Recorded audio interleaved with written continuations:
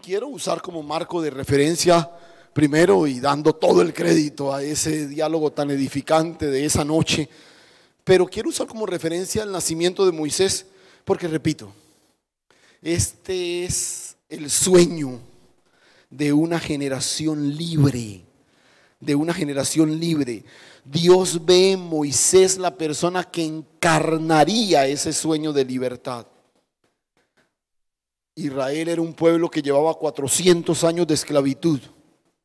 Llegaron a Egipto con una identidad clara, pero ahora el sistema trataba de absorberlos y de borrar en ellos toda impronta divina que estaba en sus corazones. Entonces hoy vamos a hacer una pequeña introducción y prepararnos para en lo sucesivo tratar de identificar aquí en este relato precisamente esas cosas esenciales y básicas. Pero miremos un poquito del trasfondo. Vamos a Éxodo capítulo 1, aunque el relato del nacimiento de Moisés está en el 2, pero repito, hoy vamos a mirar algunos elementos preliminares que nos preparen para ello. Capítulo 1 de Éxodo, ¿ya lo tiene ahí? Ojalá empiece a buscarlo de adelante hacia atrás para llegar más rápido. ¿Listos? Miremos los primeros versículos. Estos son los nombres de los hijos de Israel que entraron en Egipto con Jacob. Cada uno entró con su familia. Rubén, Simeón, Leví, Judá, Isaacar, Zabulón, Benjamín, Dan, Neftalí, Gad y Aser.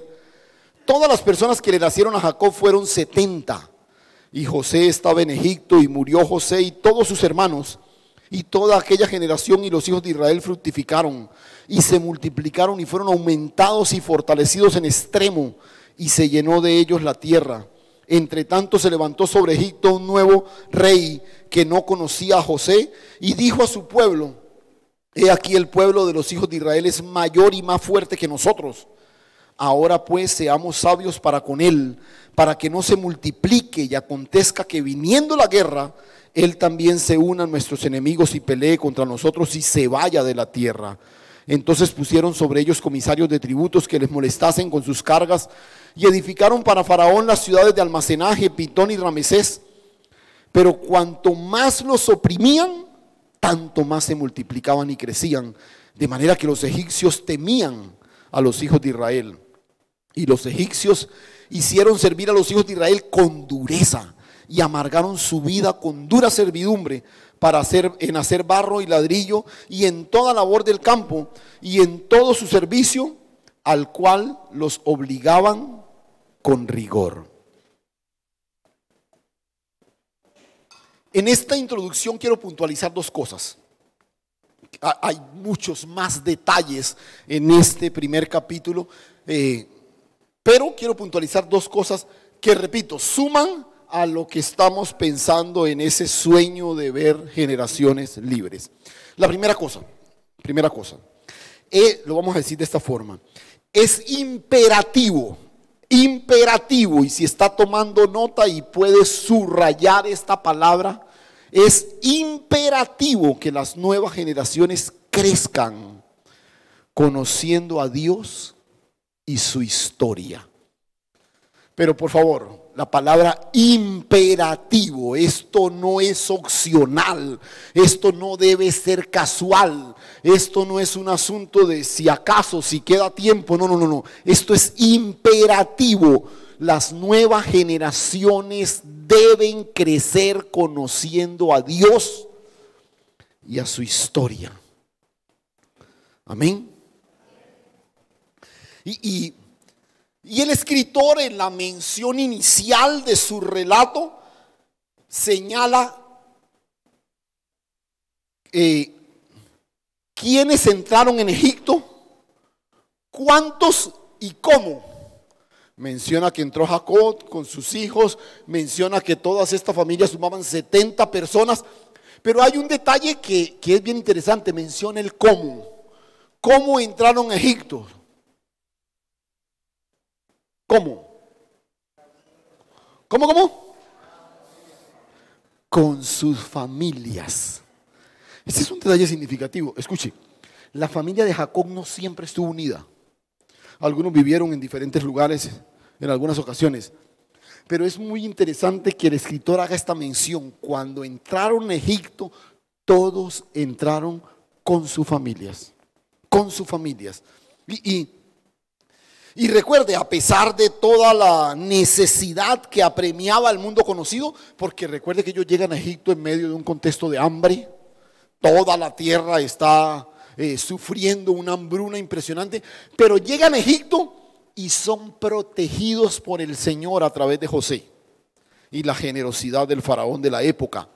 José los ubica en Gosén, una tierra privilegiada, y los protege a toda la familia, ¿no? Esas 70 personas que se instalaron ahí, a pesar de todo el hambre que había por fuera, ellos estaban ahí tranquilos.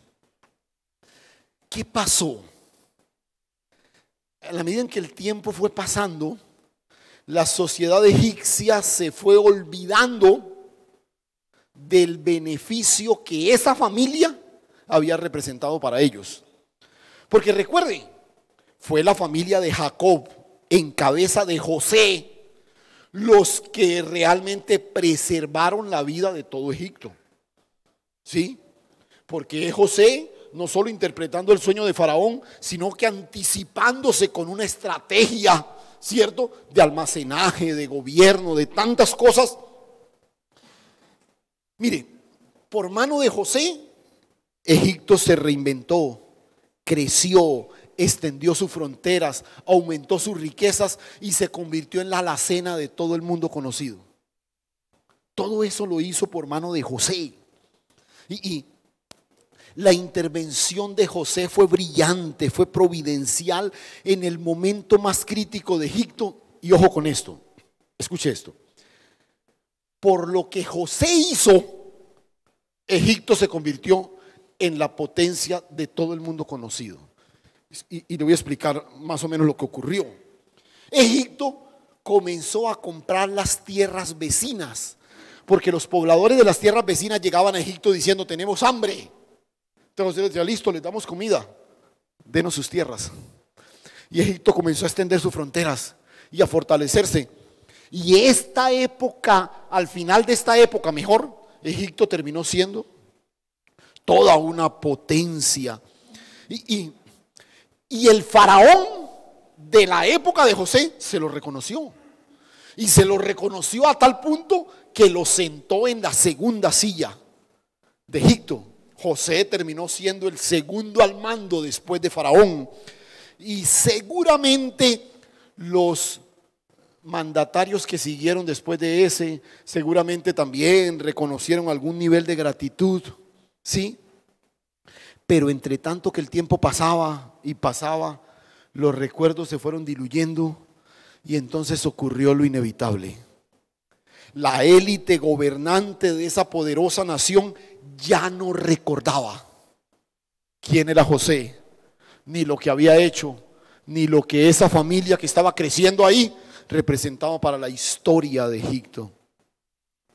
Escúchame esto: que Faraón no conociera a José es entendible, pero el pueblo de Dios no podía darse el lujo de olvidar la historia. No podía darse el lujo de olvidar la historia. Escúchame, usted no puede darse el lujo de que sus hijos crezcan sin conocer la historia de todo lo que Dios ha hecho con nosotros. Aleluya.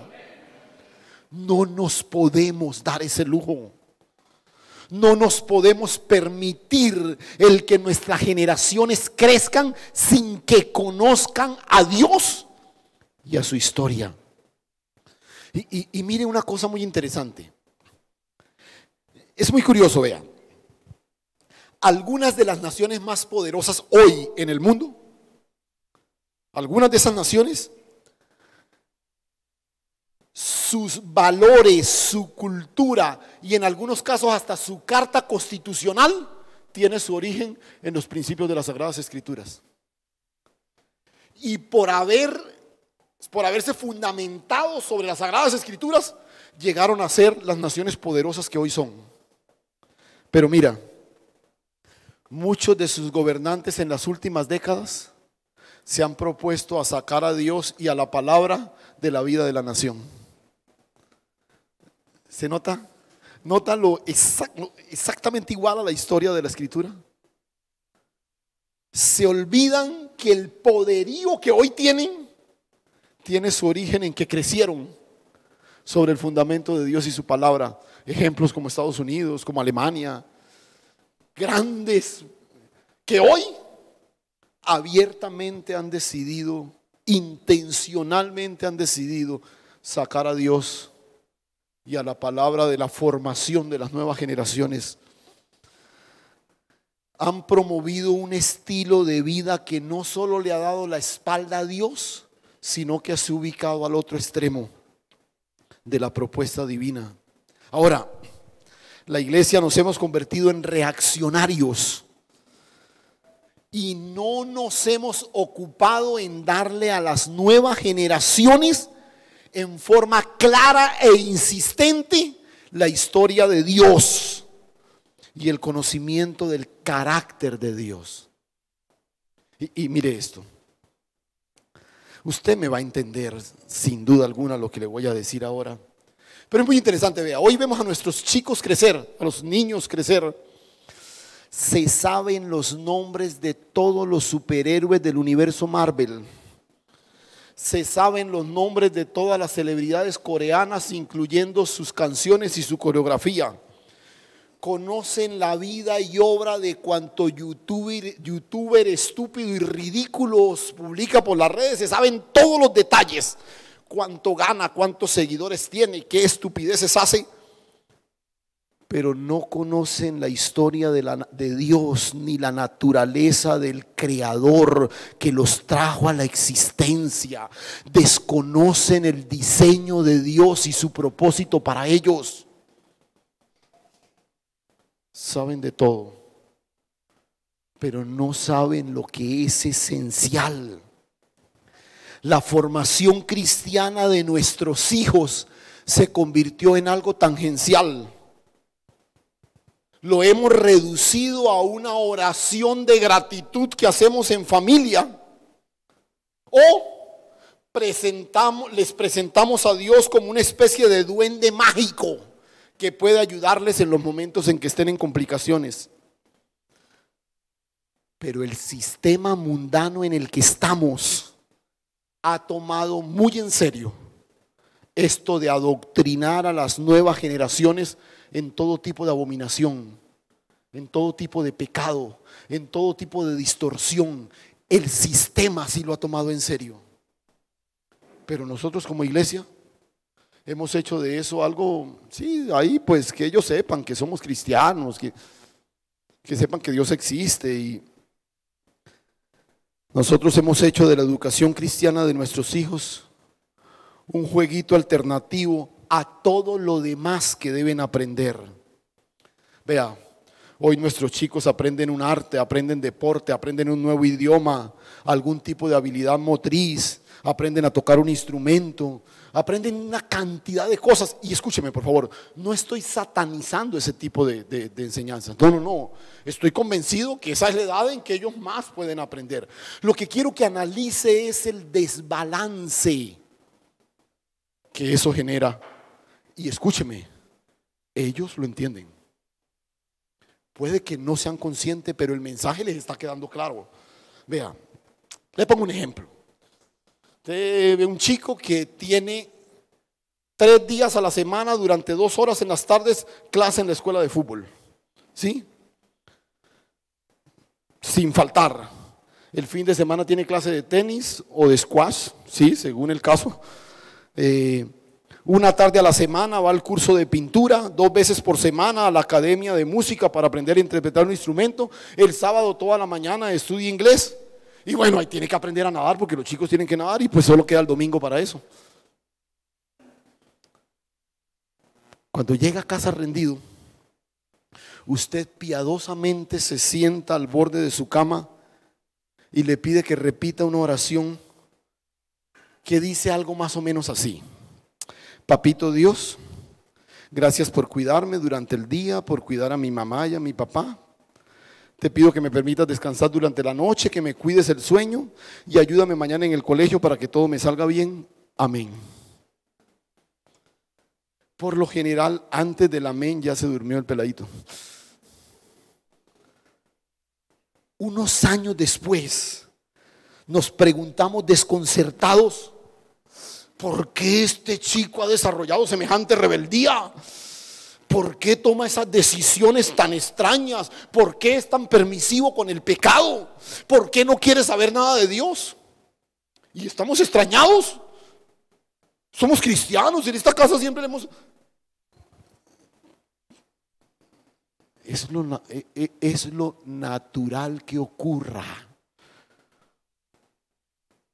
Ellos necesitan conocer a Dios y su historia, porque entonces entenderán que la historia de sus vidas solo tiene sentido en Dios. Te voy a decir otra vez. Ellos necesitan conocer a Dios y su historia, porque solo así entenderán que sus vidas, la historia de sus vidas, solo tiene sentido en Dios. Ellos necesitan entender el diseño de Dios, pero no lo ven en los comerciales, no lo ven en los anuncios, no lo ven en las redes sociales. Lo necesitan escuchar de tu boca. Ellos necesitan llenar sus corazones del depósito divino para cuando enfrenten un desafío contrario a lo que Dios ha dicho, puedan reaccionar desde adentro. Vea, me pasó una experiencia tan linda mientras escribía mis notas, porque cuando estaba escribiendo esto precisamente, Dios trajo a mi mente un episodio de mi niñez que yo no me acordaba. Y fue un episodio vivido muy niño. Estaba muy niño porque ese fue un episodio de mi corto tiempo en Cartagena. Pero les cuento algo, vea. Yo disfruté el privilegio de crecer con padres que intencionalmente hicieron su trabajo de formación cristiana en mí. Y hay algo que tengo en mi cabeza que nunca se me olvida. Mi mamá, bueno, sé que era mía porque después de grande vi que la Biblia estaba marcada con la letra de mi mamá. Decía algo así como para mi hijo Angelito con todo cariño, algo así, ¿cierto? Y incluso después la busqué y se la regalé a mi hija cuando nació. Se llamaba La Biblia en cuadros para niños. Y era un libro más o menos así de esos libros. Y uno lo abría y a la izquierda de la hoja había un dibujo. Y a la derecha el relato de lo que correspondía a ese dibujo. Y lógicamente no estaban todos los pasajes de la Biblia, pero era un recuento de pasajes seleccionados que iban desde Génesis hasta Apocalipsis. Y a mí no se me olvida que las dos primeras hojas, la primera hoja hablaba de la creación del mundo y la segunda hoja hablaba de la creación del hombre. Y así, que Noé, que bueno, todas las historias ahí. Y una imagen que nunca se me olvida es que mi mamá nos sentaba y me abría la Biblia en cuadros para niños y me ponía a mirar la imagen. Yo creo que, bueno, seguramente sí sabía leer ya, pero... Y ella me leía lo que había que y luego lo explicaba. Y yo recuerdo que toda esa Biblia la estudiamos así. Por eso yo tengo un panorama de la Biblia desde muy niño que es muy claro. Pero ¿por qué les estoy contando esto? Porque siendo muy niño, repito, yo creo que estaba por ahí en tercero primaria. Porque es como estaba en una clase en el colegio y una profesora, no sé en qué materia, no sé qué, hizo referencia en medio de la clase al proceso a través del cual, que en una semillita, no sé qué, y esto, y la creación se fue dando, la evolución se fue dando y todo lo demás, y llegamos y después uno de los simios y no sé qué, y de ahí salió el hombre. Yo estaba ahí sentado. Otra vez, yo no sabía que eso se llamaba evolución. Yo nunca había escuchado nada, un término como ese. Pero escuché lo que la profesora dijo. E inmediatamente levanté la mano. Y dije, no. Nosotros somos creación de Dios. Dios nos creó. Nosotros no venimos de ningún mono, de ningún mico. Nosotros somos creación de Dios. Y yo recuerdo que se generó como una especie de momento maluco ahí. La profesora ahí como muy elegante trató de esto y lo otro. Me dijo, sí, lo que pasa es que, y ella insistía, pues sí, que eso es lo que cree mucha gente, pero vea, esto es lo, y yo le decía, no. Y yo recuerdo que después llegué a mi casa y yo le decía a mi mamá, imagínate lo que me pasó en el colegio. La profesora salió diciendo, y entonces ya mi mamá me explicó que es que habían unas teorías y todo lo demás. ¿Pero por qué les cuento esto? Otra vez, después supe que eso era una teoría que se llama evolución, que toda una serie de cosas. Pero lo que quiero mencionar es que el depósito que había sido puesto en mí inmediatamente reaccionó a algo que estaba completamente en contra del diseño de Dios. Yo no me preparé para un debate apologético sobre creacionismo, pero había sido intencionalmente formado para ver como normal lo que para Dios es normal. Por eso cuando una maestra me estaba enseñando algo que no es normal en el diseño de Dios, yo inmediatamente reaccioné. Necesitamos en forma imperativa que nuestras generaciones crezcan conociendo la historia de Dios, conociendo a Dios y a su historia. Amén.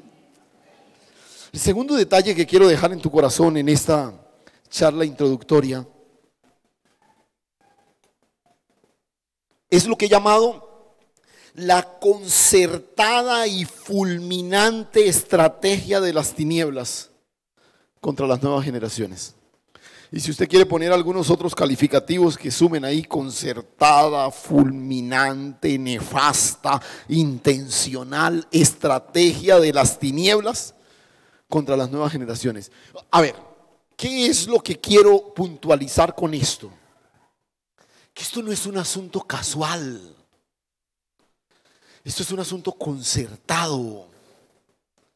Esto es un asunto intencional.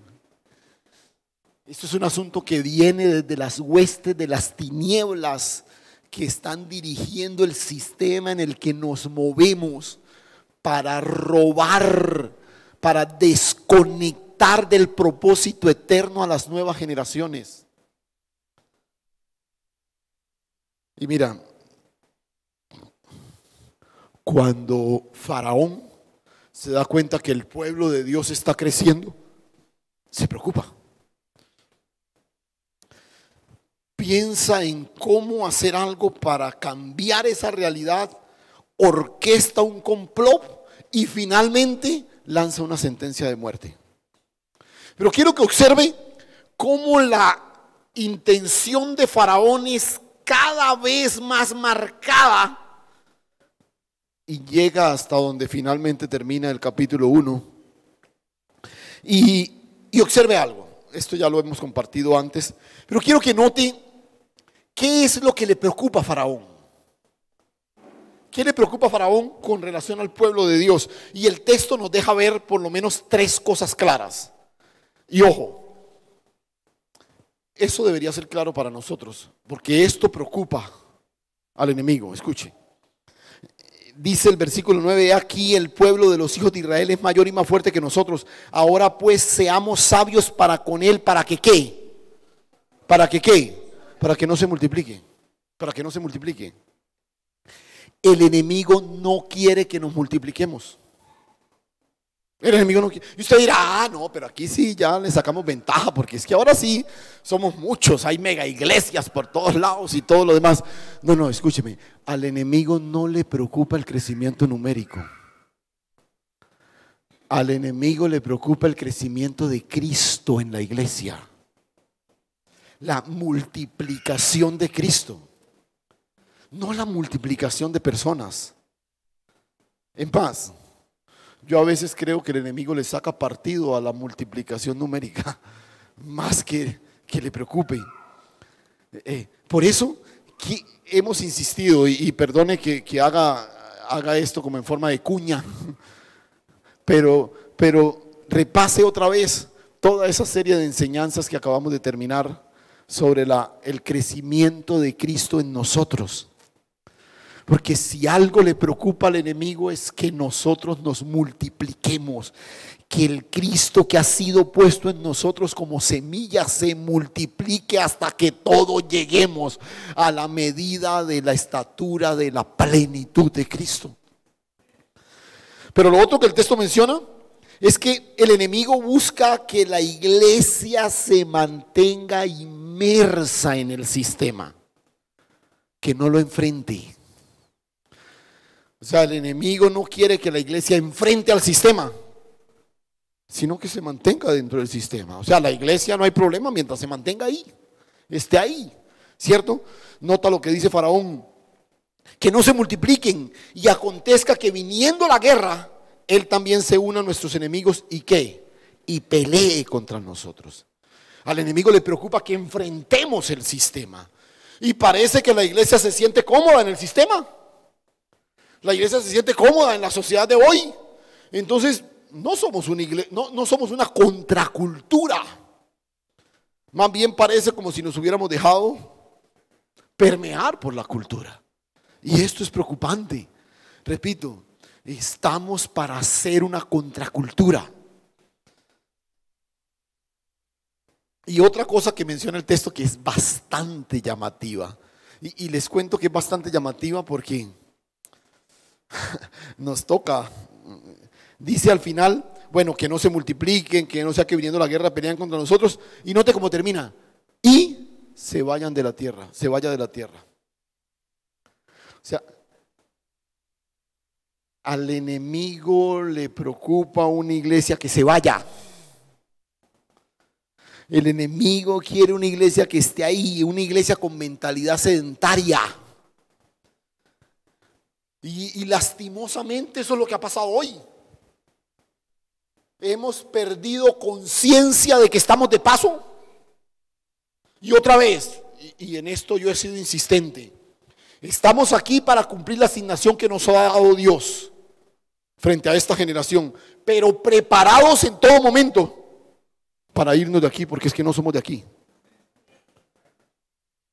Pero nos hemos convertido en una iglesia tan cómoda. Pues sí, el Señor va a venir, pero eso mejor que ni venga. Eso aquí estamos bien. Aquí le estamos pasando, está chévere. Y no se trata de que, pues, que estemos aquí en tribulación permanente. No. Que estemos cumpliendo la asignación que el Señor nos ha dado, pero que nunca olvidemos que no somos de aquí. Que no somos de aquí. Una iglesia preparada todo el tiempo para salir. Para salir. Amén. Entonces, Faraón tiene estas tres preocupaciones: que se multipliquen, que lo enfrenten y que se vayan. Tiene esas tres preocupaciones. Entonces, ¿qué hace Faraón? ¿Qué hace? Entonces, Faraón, y ojo aquí, escúcheme por favor con detenimiento lo que hizo el monarca egipcio, y quiero que usted trate de identificar el paralelo con lo que ocurre hoy. Identifique el paralelo con lo que está ocurriendo hoy. Observe lo que hizo el rey de Egipto. Porque lo que estamos observando es la corroboración de lo que le he dicho en muchas ocasiones. Recuerden, la Biblia no solo es verdad porque sus historias ocurrieron. La Biblia es verdad porque sus historias ocurren. Porque es nuestra historia. Es nuestra historia. Y cuando Faraón tiene esa preocupación, el pueblo está creciendo, se está haciendo más fuerte, ¿cierto? Nos pueden atacar en cualquier momento, se pueden ir, todo lo demás. La preocupación lo lleva a plantear una estrategia de subyugar al pueblo, de anonadarlos, de quitarles cualquier tipo de posibilidad de crecimiento. Y quiero que observe entre los versos 10 y 14, le he señalado ahí, le he resaltado algunas cosas. de cómo intencionalmente Faraón decide sobreponerse, subyugar al pueblo. Por ejemplo, expresiones como seamos sabios, allí en el versículo 10. Esto no fue una cosa que surgió. No. Venga, pensemos. ¿Qué vamos a hacer con esta gente? O sea, lo que Faraón está haciendo es un asunto planeado, un asunto articulado. Seamos sabios. Luego en el verso 11 dice, pusieron sobre ellos. Perdonen que sea reiterativo sobre esto. Fue intencional. Ese yugo que pusieron sobre el pueblo de Israel, ellos decidieron hacerlo. Lo articularon de esa forma. Dice el verso 13, hicieron servir a los hijos de Israel. O sea, la estrategia apuntaba a levantar una comunidad, una generación servil. Una generación completamente carente de iniciativa. Verso 14 dice, amargaron su vida, que no encontraran deleite en la vida, le hicieron la vida a cuadritos. Dice el verso 14, los obligaban. ¿Qué observa en cada una de estas expresiones? La intencionalidad.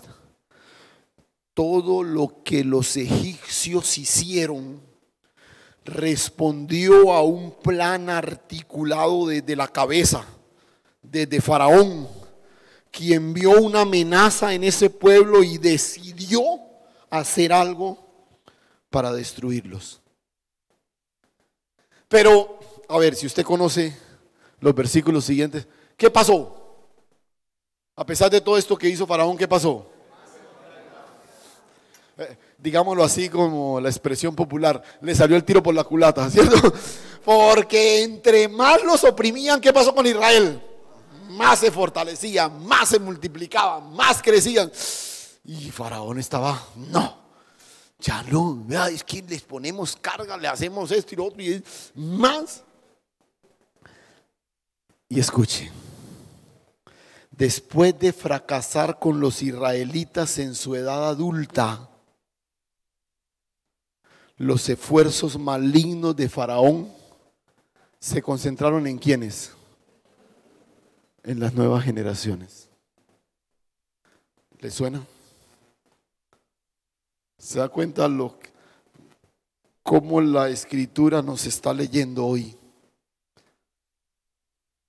Y entonces Faraón establece un complot que pretende involucrar a las parteras, estas señoras encargadas de atender los nacimientos de las que se daban en las mujeres judías. Pero quiero que pare un momento aquí y observe con sabiduría lo que ocurrió. Faraón lo intentó todo para coartar el crecimiento del pueblo de Dios, pero no obtuvo los resultados que él esperaba.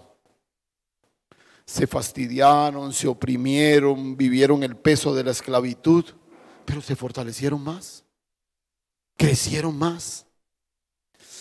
Y entonces surge el macabro y fatal plan de Faraón y hace de los niños su blanco.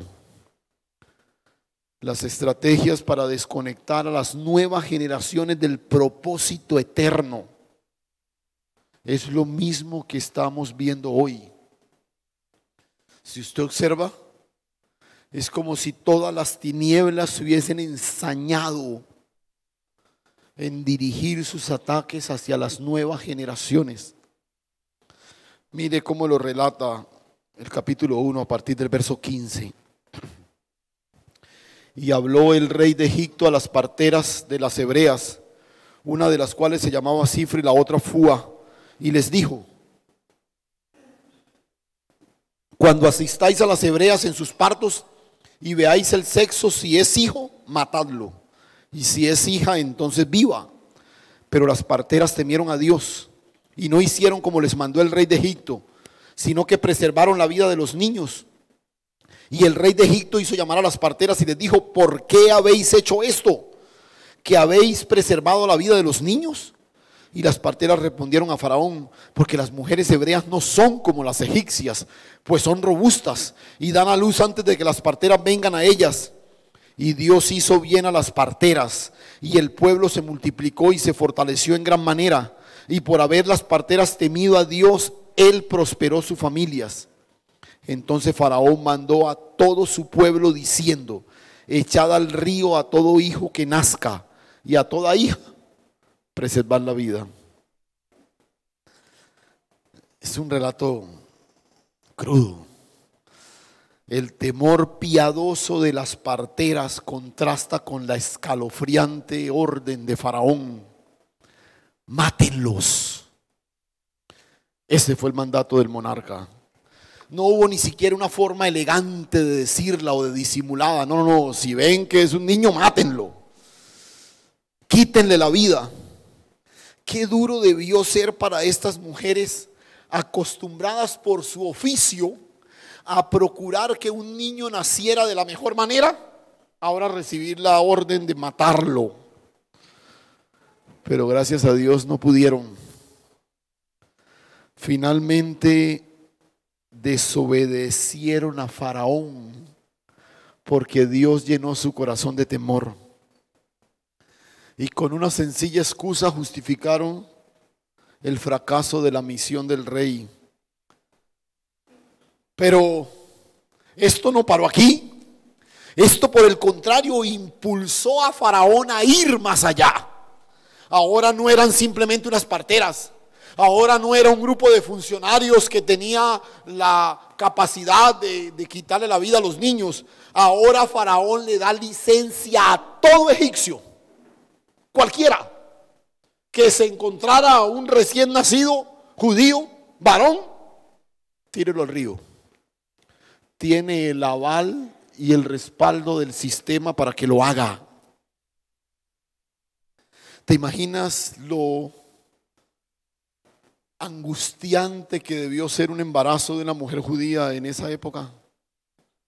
¿Te imaginas la zozobra? El temor de cada familia. Es un relato crudo y doloroso. Pero quiero decirte algo. En comparación con la realidad actual, parece una historieta inocente. Escucha, hoy nuestros niños son vendidos a la pornografía para satisfacer las pasiones oscuras de cualquier enfermo. Son drogados para usarlos en exhibición, en cuadros de lástima, para recoger dinero en las esquinas por medio de la mendicidad. Son forzados a trabajar jornadas inhumanas. Son usados como mulas para el narcotráfico. Son vendidos como mercancías en ocasiones por sus propios padres,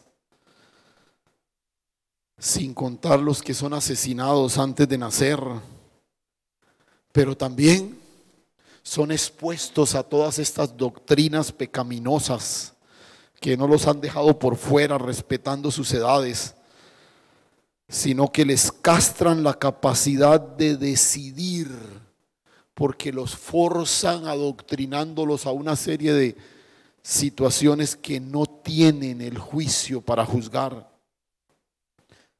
Niños que se convierten en el comodín de los padres que se divorcian. Niños que son abandonados a sus suertes. Niños que viven en mansiones rodeados de muchas cosas, pero carentes de lo que realmente necesitan. Cuando comenzamos ese diálogo aquella noche en Armenia que les comenté, yo comencé mi participación con una frase que ustedes me han escuchado decir siempre que presentamos a un niño. Yo miraba a esa pareja a sus ojos y les decía: Elías va a nacer en la versión más perversa de la sociedad que haya pisado este planeta. Y cada bebé que nace, nace en la más perversa versión de la sociedad que ha pisado este planeta. lo que ocurrió en la historia de Israel con esos niños. No fue un ataque de ira que de pronto le dio al pueblo y decidió matar niños. No, no, no. Fue un asunto planificado. Fue un asunto orquestado con el objetivo claro de desconectar a las nuevas generaciones del propósito eterno de Dios. El enemigo siempre querrá torpedear el proyecto generacional de Dios con nuestras familias. Porque cada vez que Él desconecta a una generación del propósito eterno, esa generación tiene que empezar de nuevo. Tiene que empezar de nuevo.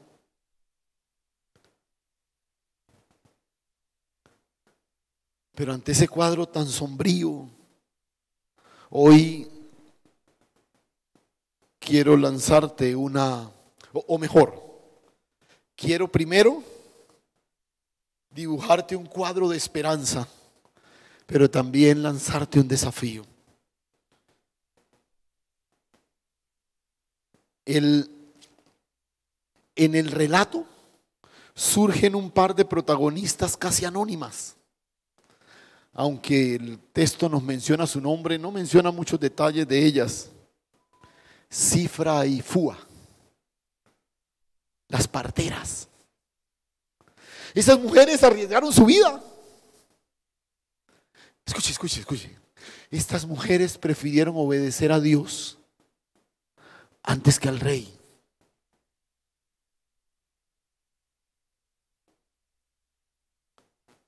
A mí me da tristeza. Hemos lidiado aquí en el colegio con familias que se ponen bravas porque les ponemos ciertas normas a sus hijos.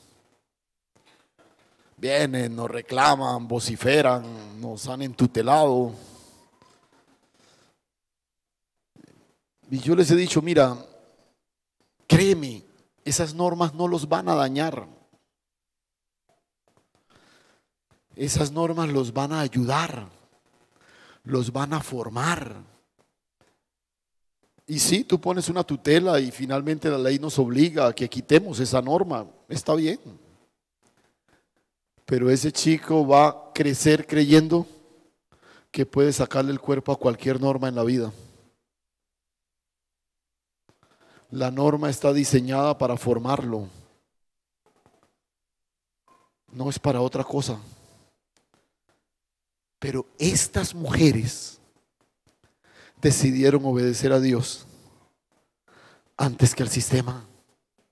Y mira, quiero que terminemos mirando el verso 21, bueno, desde el verso 20. Simplemente mire este par de versículos ya para terminar.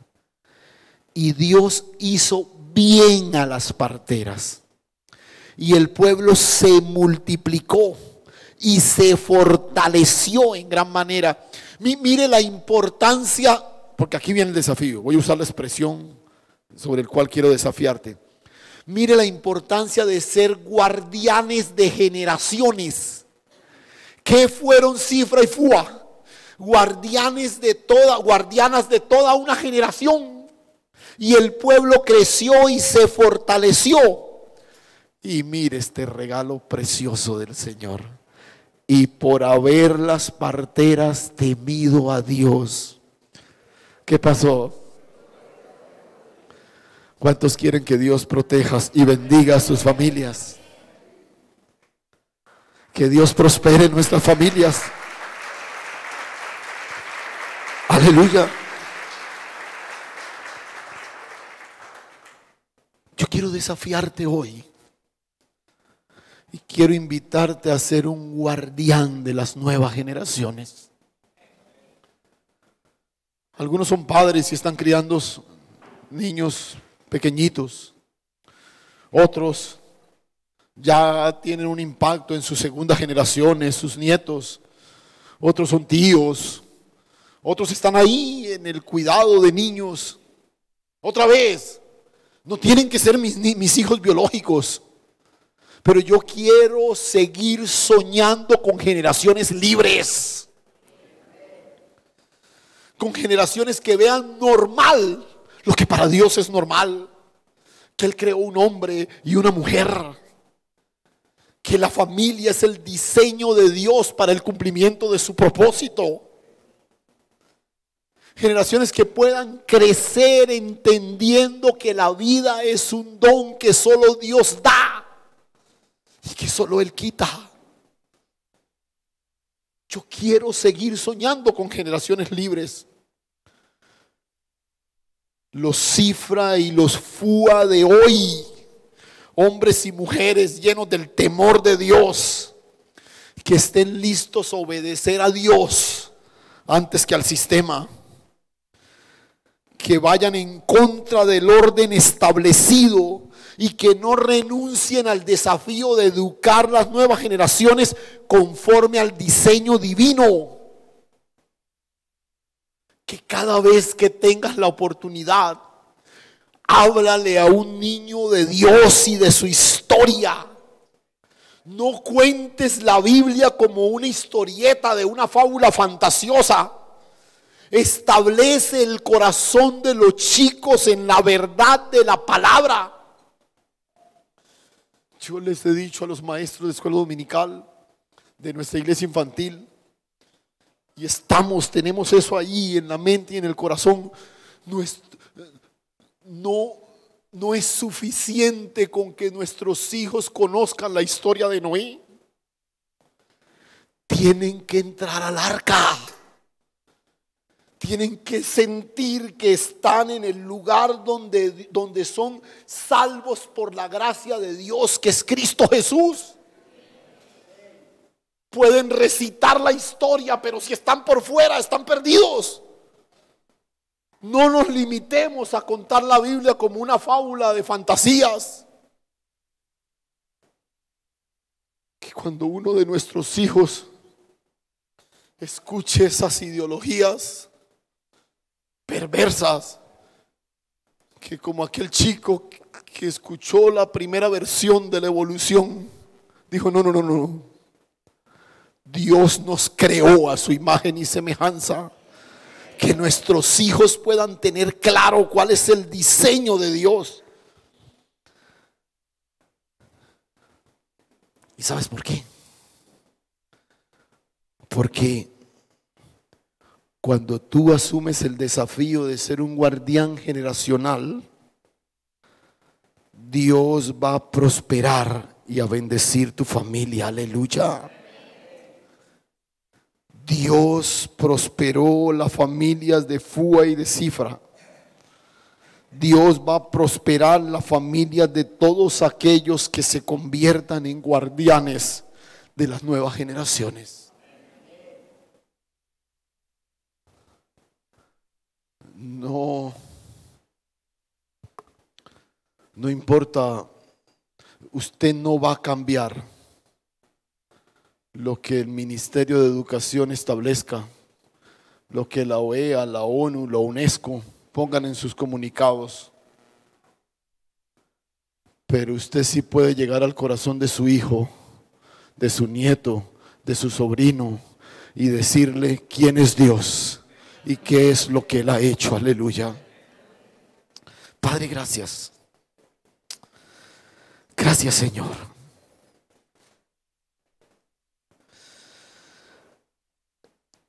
Es asustador el panorama que hay a nuestro alrededor, Señor. Tal como tú lo declaraste en la palabra, un hombre que a lo malo llama bueno. Y bueno, uno podría pensar que un hombre tiene el criterio para identificar lo malo y lo bueno. Pero cuando esa estrategia perversa se aplica con los bebés, con los niños, ellos no tienen el criterio, ellos no tienen la capacidad, pero están siendo adoctrinados por un sistema que intencionalmente pretende desconectar desconectarlos del propósito eterno. Ayúdanos, Señor. Ayúdanos a, como padres, como tíos, como abuelos, como maestros, a tomar en serio la educación cristiana de nuestros hijos. Sí, que aprendan a jugar fútbol, tenis, squash, que aprendan a nadar, a conducir, a cantar, a tocar un instrumento, pero que ellos entiendan que nada es más importante que aprender a conocer a Dios y su historia, porque entonces entenderán que la historia de sus vidas solo tiene sentido en Dios. Ayúdanos, Señor. Ayúdanos. Hoy abrazamos el desafío de convertirnos en guardianes de las nuevas generaciones, Señor. Queremos ser guardianes de las nuevas generaciones, oh Dios. Que cada vez que tengamos la oportunidad podamos sembrar en el corazón de un niño la semilla preciosa de la palabra y el diseño de Dios para ellos. Gracias, Señor. Gracias, mi Padre Celestial. A ti toda la gloria y toda la honra en Cristo Jesús. Amén.